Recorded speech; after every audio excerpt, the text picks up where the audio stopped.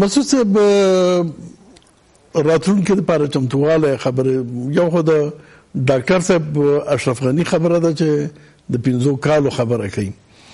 او یو څنګه چې اقیار صاحب خبره وکړله چې بس هیڅ هم نه مني او بس امریکا او طالبان به خبره کوي او هر څه چې نتیجه شله هغه به منل کېږي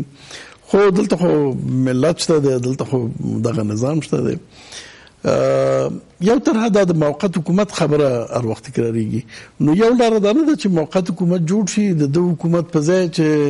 په مختلفو دلایلو هم د انتخاباتو مشکلات چې دي د حکومت مشروعیت مسله چې ده هم په د خاطر هم دا چې طالب ورته چمتو نه دی د سره خبرې وکړي موقت حکومت د بین الافغاني تفاهم دپاره او د راتلونکي مرحلې دپاره کار وکړي. زه فکر کوم چې په اوسنیو شرایطو کې جناب ځواک صاحب په دې باندې ډېر په شدت کار روان ده چې د بین الافغاني تفاهم دپاره یو ملي چتر جوړ شي. د ملي چتر نه زما مطلب دا ده زما په خبرو باندې تر بل هر چا نه ښه بهتر پوهېږي چې د ما منظور صرف د عذابو نه ده. ملي چتر کې موږ په ولایاتو کې ډېر معزز قومي شخصیتونه لرو دیني علما لرو. ملي چتر یعنی د افغانستان د ټولو اقشارو نمایندګي به کوي. په دې باندې کار روان دی د بین الافغاني تفاهم دپاره. دا چې د موقت ادارې خبره کېږي جناب ځواک صاحب که دا موقت اداره جوړیږي هم خو د بین الافغاني تفاهم د لارې نه به جوړیږي بیا به مشروعیت د څه شي نه اخلي خو د مشروعیت خبره ده. زه په دې باور او یقین لرم چې که د بین الافغاني تفاهم د لارې نه موقت اداره جوړیږي مشروعیت به د ملت نه اخلي او د ملت هغه تاریخي نسخه چې ده هغه عنعنوي لویه جرګه ده. جرګې نه به مشروعیت اخلي یا به مخکې تر هغې انتخابات خو بیخي دلته اوس مطرح نه دي. انتخابات خبره باندې سوال هم نه پیدا کېږي. په دغه اوسنیو شرایطو کې که موږ په انتخابات باندې غږېږو اس د وخت ضایع کول دي. که فرض مثال د موقت ادارې نه مخکې دغسې عنعنوي لویه جرګه جوړیږي او د هغې د لارې نه یو موقت اداره راځي هم د 15 اکسیس ده. زما په ان باندې په اوسنیو شرایطو کې د موږ ټولو سیاسي احزابو ته سیاسي مشرانو ته دا پکار ده چې یو ملي چتر په ملي چتر کې زه یو خبره ډېره په وضاحت درته وکړم جناب ځواک صاحب چې په همدغه موجوده حکومت کې د نظام خو ټول برخه یو په همدغه حکومت کې ډېر شریف معقول خلک سره چې سولې ته سخت ژمن دي هغه به هم پکې وي. نه ښه نه ده چې دغه حکومت په خپله ډاکټر صاحب اشرف غني په خپله دغه پروسې سره یعنی مرسته ورسره وکړي د هغه نه چې 15 کاله د انتخاباتو خبره کوي د 15 کالو خبره کوي د بین الافغاني تفاهم او دغه ملي چتر چې تاسو وایي د رامنځته کېدو سره د خپل مرسته وکړي. زه وایم چې د تاریخ په دغه شیبو کې د ډاکټر صاحب اشرف غني او ډاکټر صاحب عبدالله دپاره دا پکارو او پکار ده چې دغه تیر 4-5 کاله چې هر څه کړي دي که ښه کړي که بد کړي هغه به تاریخ یوه برخه شي. که غواړي چې د دوی نوم په زرینو لیک باندې ولیکل شي ښه خبره دا ده چې دوی د سولې دپاره قرباني ورکړي. دغه خبرې چې دا موږ کوو دا باید حکومت وکړي دغسې ملي چتر جوړ کړي او د ملي چتر تر لاندې د باعزت او تلپاتې سولې دپاره دوی باید ډېر پیش قدمه وای. د خدای پار ده اوس ملت د سولې چغې وخي دوی د خبر نه ښکاره معلومیږي چې دوی د سولې په مخ کې ځان خنډ جوړوي. سوله غواړي خو په بل تعریف باندې غواړي. سوله غواړي د 15 کالو په دوران کې چې زه بیا منتخب پوره کړله بیا د سوله راځي که بیا که راتلله که نه راتلله. ای کاش کې دغه دواړه مشرانو دغسې کړي وای.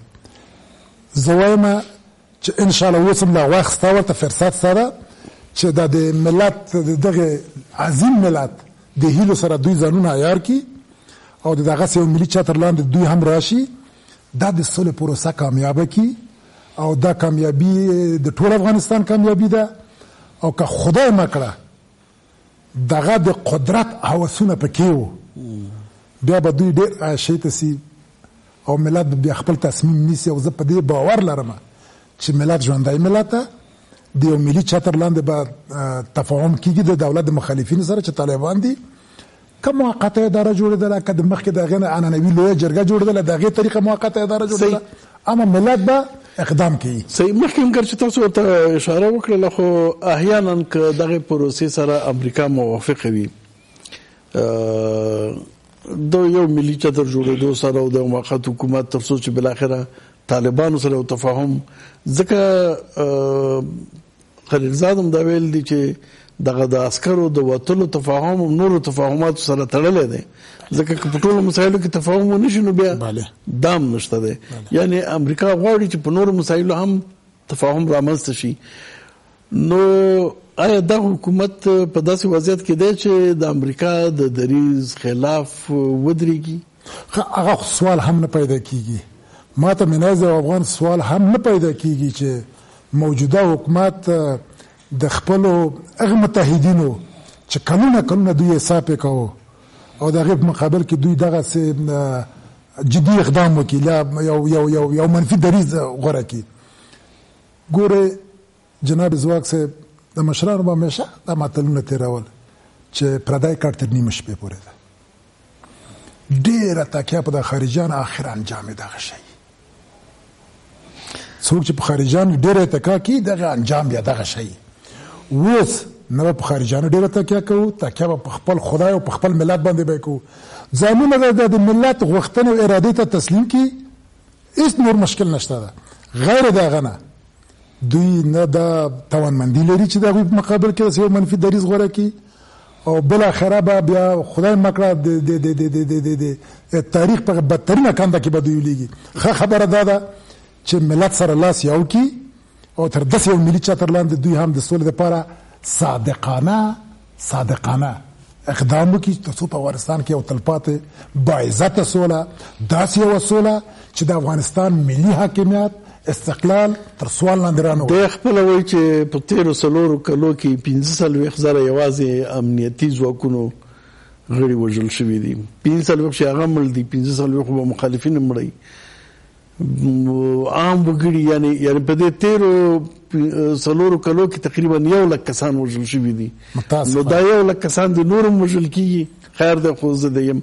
عجیبه خبره ده. فرض کړه دا ټولې خبرې یو خواته پرېږدئ، لار هم دغه ده چې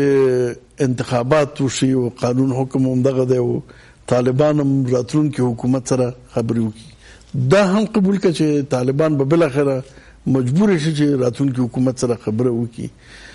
دا کمیسیون او دا حکومت د ریاست جمهوریت انتخابات څنګه چې پارلماني انتخابات وشول، د دې انتخاباتو نه به یو سمه نتیجه راوځي چې هغه د بیا یو سم حکومت جوړ شي او هغه د طالب سره خبرې وکړي او طالب پرېږده دلته د خلکو ته قابل د قبول وي. زه په دې نظر باندې یم چې مخکې مې همدا خبره وکړه. ډاکټر صاحب غني نه لاره ورکه ده. اوس تاسې نن د وینا واورېدله چې ده وویله چې زه به انتخابات کوم، په 3 ورځو کې به زه نتایج د انتخابات معلومومه. په 3 ورځو کې الان دا چې د پارلماني انتخابات وګوره چې د یو ولایت او د یو انتخابات په میاشتو دوی رایې، الان دا چې په اکثره ولایاتو کې یو وکیل 1500 رایې وړي، 1400 رایې وړي دي. یعنی 15 وکیلان که راځي 15,000 رایې دوی په 6 میاشتې کې نشي حسابولی. او دوی داسې یو ناممکنه خبره کوي چې کمیسیون کې به بدلون راوړم، قانون به تعدیلومه، لکه دی چې یو امپراتور او داسې یو قدرتمن وسي چې واجبان د هیڅ قانون نه وسی، مافوق د ټول قوانینو د فیصله کوي او خبرې کوي او خپل د قدرت ته پاتېدل. مخکې د ډېر ښه خبره وکړه چې موږ 100,000 کسان تلفات ورکړي دي د دغسې یو بې کفایته حکومت د جګړې د لاسه او د یو دغسې بې کفایته حکومت د مدیریت د لاسه. مخکې د 45,000 کسان، یو وخت یې ویلو 28,000 کسان، که 45,000 کسان تنه اردو پولیس او امنیت کسان وژل شوي چې په دې کې به 15,000 کسان په جنګ کې وژل شوي، 40,000 کسان د دې په دغه بې کفایته ادارې نه مدیریت، غلط مدیریت او داسې کسان چې انجینري او په توتیو کې مړه دي. انجینري ساختماني وړي، وزیر داخله کوي او ډګروال وړي، وزیر د دفاع کوي. نو په دغسې یو حالت کې خپل د شخصي منافع او ګټو دپاره د ورځې به ته سلسل جنازې ودي ملت ته سپارې دا خبره. نو زه ملت په دې باندې پوه دی، ملت په دې باندې پوهېږي. خواهش مو دا دی، دا بهترینه طرحه چې مشاور صاحب وویله چې یو ملي چتر، یو لویه جرګه، هر شی چې دی وغواړي. یعنی دته په کار دا ده چې دغه زمینه چې دی وایي طالب ته وایي چې ما سره مذاکرات ته حاضر نه یې، ما یو لاسپوڅی رژیم بولي او زما سره په ستا مشروعیت نه حاصلېږي چې ته وایې زه مشروعیت نسم پیدا کولی که زه ستا سره مذاکرات ته کښېنم نو زه به خپل مړو هغه زخمیانو هغو ته به څه جواب ووایم چې د حکومت سره جنګېدل اوس به د هغه حکومت سره کښېنستم نو ده ته په کار دا ده چې دی یو ملي لاره پیدا کړي. ملي لاره دا ده چې یا یو موقته اداره تشکیل شي د لویې جرګې د طریقه څخه یا د یو ملي تفاهم د لارې څخه چې هغه موقته اداره ولاړ شي د طالب سره کښېني. طالب حاضر شي چې د هغه موقته ادارې سره په مذاکراتو باندې کښېني چې حد اقل د دغه شهیدانو د دغه زخمیانو د دغه کونډو د دغو هغه ارزوګانې چې درلودي او هغه لاره کې چې دوی قرباني ورکړې هغه لاره بیا داسې نه شي چې بیا دا ټوله بدلون پکې راشي او موږ ولاړ شو ته دې چې مخته ځو او شاته حرکت وکړو. نو که غني پر دې باندې پافشاري کوي دا به عقبګرد تاریخ اوسي چې دی بیرته موږ غواړي چې د پاکستان ولاس ته مو واچوي بیرته موږ غواړي چې هغسې یو طالباني یا امارتي سیستم موږ ته را په مخ کړي. نو زه درته وایم چې بهتره خبره دا ده چې زه معتقده په دې یم که دوی غواړي چې دوی نوم په تاریخ کې ولیکل سي دوی غواړي چې پر دوی باندې صحیح تبصره وسي او صحیح شی پسې ولیکل سي نو ده ته په کار دا و چې په اخرین لحظې د خپل اقتدار کې نو ده اوس اعلان کړی وای لکه نن چې لویې جرګې کې د یو نشست نیولی د ټول افغانستان ځوانان راغورته دلته و ده ته په کار و چې ده یو لویه جرګه دایره کړې وای او د دې لویې جرګې د مسؤله څخه یو موقته اداره تشکیل کړې وای او طالب ته ویلو چې زما سره نه کینې نو اوس کینه هغه د تاریخ پرې پر طالب باندې اچولی وای که طالب نه ورسره کینستی نو ویلو چې وروره د اساسولي ته حاضر نه ته تفاهم ته حاضر نه ته افغانیت ته حاضر نه یعنی دا پر طالب باندې کېده نه په دې حکومت باندې دا کار وده ته پکار دی. ولې د هغه ځای چې موږ ګورو دا وي داسې د قدرت تږي دغه د سره حکومت چې د جوړ کړي دا په دې خاطر سره چې والله چې دومره چې د قدرت فقط دومره د هدف دا و چې ارګ ته ځان ورسوي که په هر شکل دا دومره مشکلات یې راخلق کړه چې وزیر به دا وزیر به د یو شی دا وزیر به والي به یو څوک تعینوي قومندان به بل څوک تعینوي په ولایاتو کې به هماهنګي وجود نه دی د نه هماهنګۍ څخه به خلک تلفات ورکوي بدبختیان به منځته راځي خپل د قدرت دپاره یې داسې یو د سره حکومت دانش صاحب د طالب خبره که یو خاطم پرېږدو طالب نشته او هېڅ تفاهم هم ورسره روان نه دی هېڅ خبره نشته دی دغه تیر انتخابات څنګه وشول او اوسنی وضعیت څه رقم دی انتخابات ممکن دي که نه؟ قطعا ممکن نه دي د دوو بېکفایته نهادو مسؤول به یا د افغانستان کې بیرته را روانه جګړه وسي یا به تجزیه وسي یا به نور بدبختیانې منځته راوړي هر حالت چې منځته راویستی د دغسې دا بېکفایته حکومت او دا بېکفایته کمیسیون د دیو په موجودیت کې انتخابات کول قطعا هېچا ته د تایید وړ نه دي. دغه 18 کاندیدان چې ته لرې دا 18 به څړکان ته راوځي دوه به نه راوځي دا 18 به څړکان ته راوځي او دا نتیجه به دی نه وني بغیر د دې نه 19 به راوځي دی به خپله دی معتقده په څه شي باندې دی دی نه په رایې باندې معتقده دی نه په دې باندې معتقد چې ملت شرکت کوي که نه کوي د هغه وړاندیز مخکې د مخکې حتما کمیسیون ته ورکړی دی په دې خاطر چې 2 ورځې کې ده ویل چې 3 ورځې کې زه نتایج اعلانوم نو ده به اوس نتایج ورکړي اوسي چې چاته څومره رایې حساب کړه یو ورځ کې ما اعلان کړه هر یو ته رایې به وختي ته به وخت کې شمارلي اوسې ورکړي که نه نو دغه بېکفایته کمیسیون به په میاشتو د ریاست جمهوري انتخابات ونه چې کړه چې شمارش کې او نتیجه اعلان کړي. درست یعنی طالب خبره وی او که نه هغه وي که نه وي موږ دغسې یو بلې حل لارې ته ضرورت لرو لکه څنګه چې بالکل ځکه د دې حکومت مشروعیت او ادامه او انتخابات د درې واړه ممکن نه دي. نو حقیقت صاحب بله یو اندېښنه چې موجوده ده په دغه بحث کې هغه د تفاهم نه وروسته د امریکا د نیت پورې ده. دوه مهم بحثونه یو امنیتي تړون د امریکا سره او بل ناټو سره دا هېڅ په دې بحث کې تر اوسه پورې نه دی راغلی نه طالب کړی دی نه امریکا کړی امریکا هغه خو یې نه کوي دغه خلا ولې پرېښودل شوې ده؟ زه دا چې امریکایانو د طالبانو سره دا موافقه کړې ده او دا د واقعیت ده دا افغانان به په دې خبر شي چې امریکایان وځي امریکایان دې کې نه پاتې کېږي دې کې هغوی نور ماموریت نه غواړي چې وځي نو د امنیتي تړون فسخه دا د دې سره ضمني تړل خبره ده دا ضمني نه ګورئ اوس د همدې له امله مثلا اشرف غني وایي چې د نجیب تجربه تکرار نشي نور تکرار نشي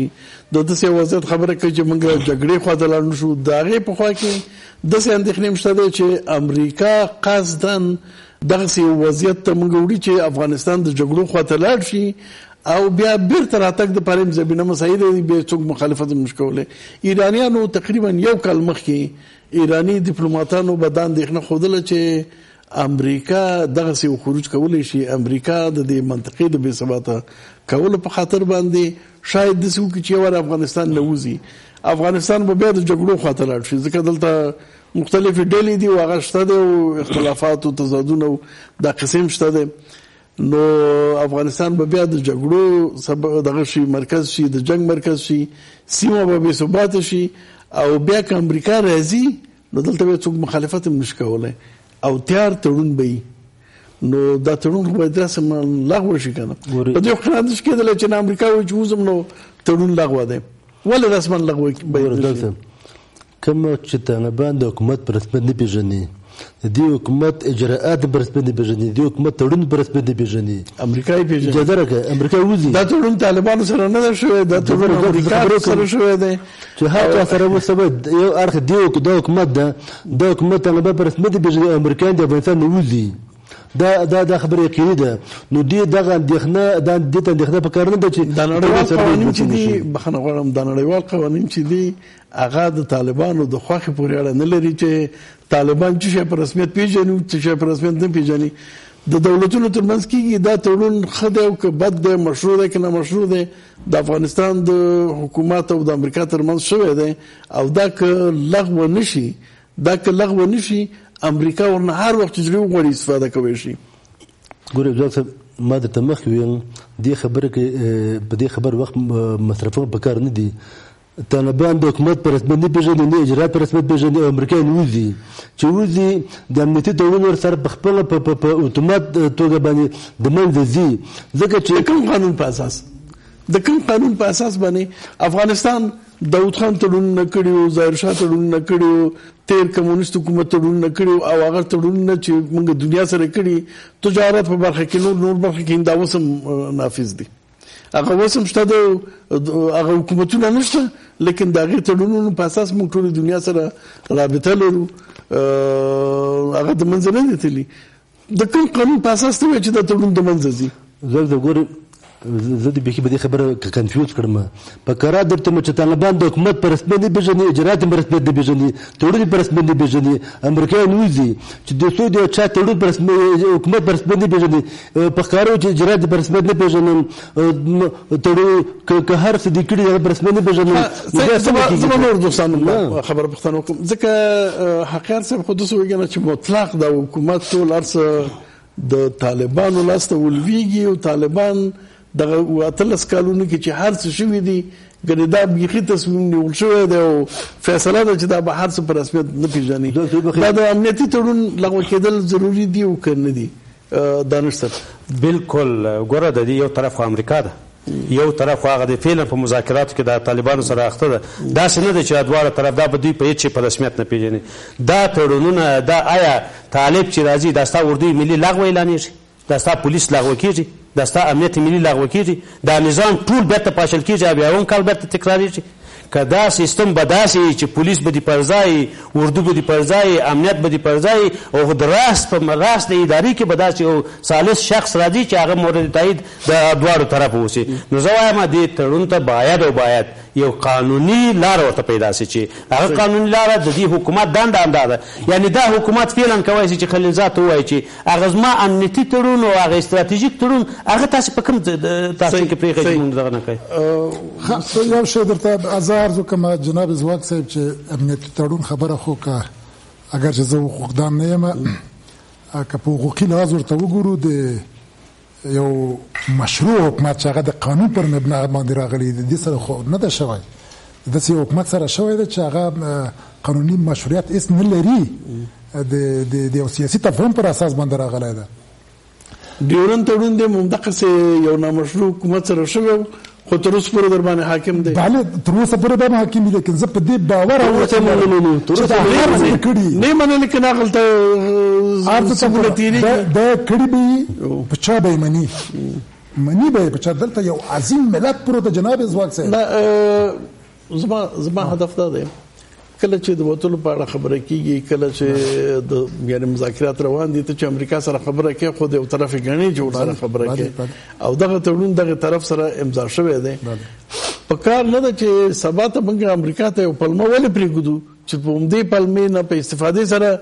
بیا راشي دلته نو دا پکې ولې نه شاملېدله ځکه داسې شکونه شته دی چې طالبانو یو څه شرایط منلي دي په ښکاره وایي چې نه دي منل شوي خو یو څه قصې منل شوي دي که نه وي منل شوي دا تړون ولې لغوه نه اعلانېږي ته جناب ځواک صاحب دغه شي ته تشویش په دې مه کوه چې ما مخکې اشاره درلودله چې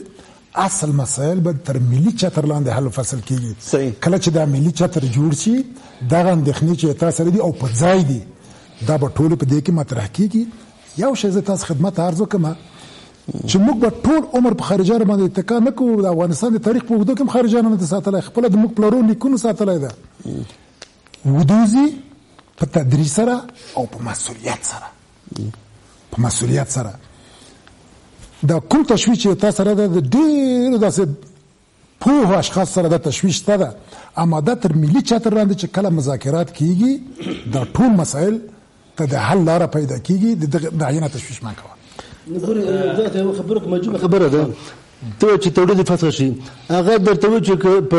په ماهري کې د تزور کوم چې تولید فسخ شي به معنا دا چې دا چې دا تولید کړه دغه اړخ پر رسمیت پیژنم ده دغه د حکومت پر رسمیت پیژنم چې تولید پر رسمیت پیژني نو چې هغه د حکومت پر رسمیت پیژني د تولید څنګه پر رسمیت پیژني هغه د څنګه اعتبار ورکړي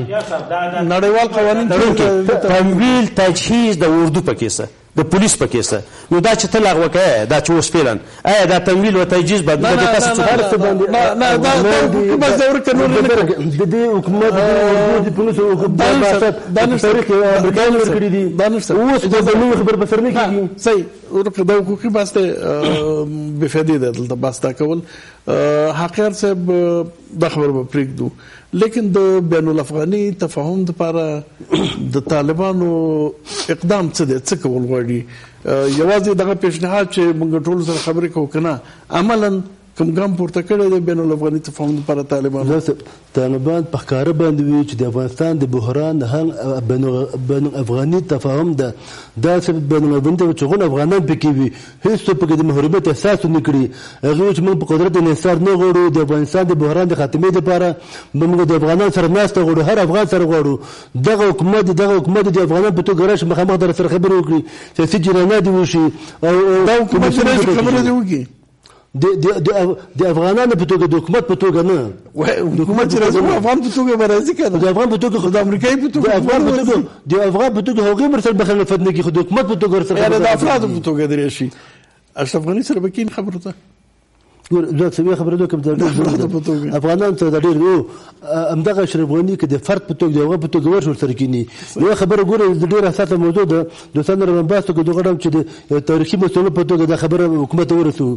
امریکایان د افغانستان وځي